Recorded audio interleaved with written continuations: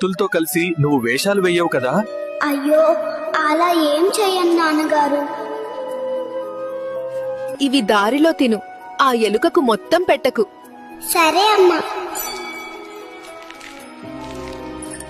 అల్లుడు, నిన్ను ఇబ్బంది పెట్టిన వాళ్ళ లిస్ట్ రెడీ చెయ్యి, చెప్తా.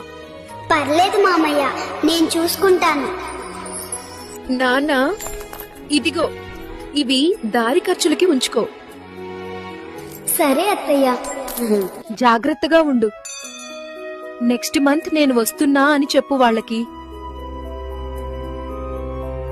అన్నయ్య, వచ్చేటప్పుడు నాకేమైనా తీసుకురా. వాళ్ళ కోరికల లిస్టు తెస్తాలే, కలిసి తిరుద్దాం. ఏరా, బ్యాగ్ సర్దావా? సర్దేశా బాసు.